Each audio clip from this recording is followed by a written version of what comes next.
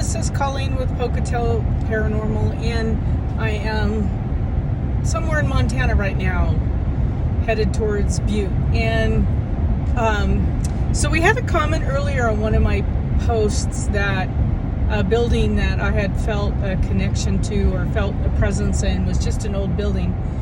And I made the response that I could feel it. I could feel the presence before I even got to the building. It's like it led me to the building, and I sat there for the longest time, try to connect with whoever's in there. And you know, everybody is born with the ability to sense and clairvoyance or clairescence or psychic abilities. Everybody has a gift, but whether or not you tap into that gift is, that's kind of on you. And you can develop your gifts. And some of these gifts kind of like show up out of the blue. Like I was never a medium until a couple of years ago, and then all of a sudden the medium ability showed up. So I was an empath, and I could sense, and I had the gift of just knowing things. But the medium ability, where like people show up and they show up when I go to bed, and they're sitting on the bed and having a conversation with me, that's new.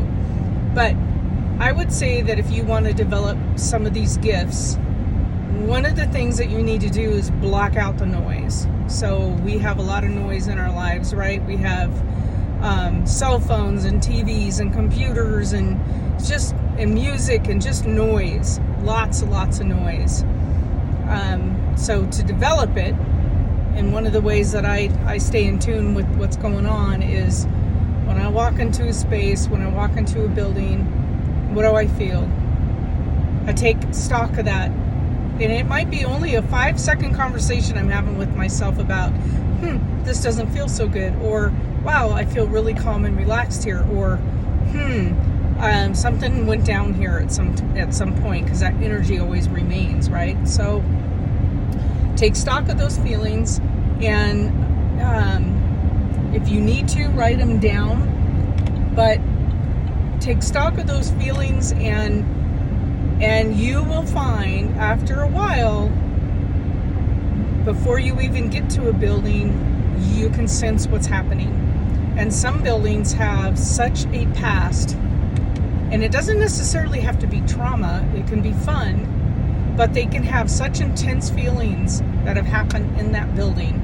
Fun, anger, violence, happiness, that you will feel it before you come around the corner.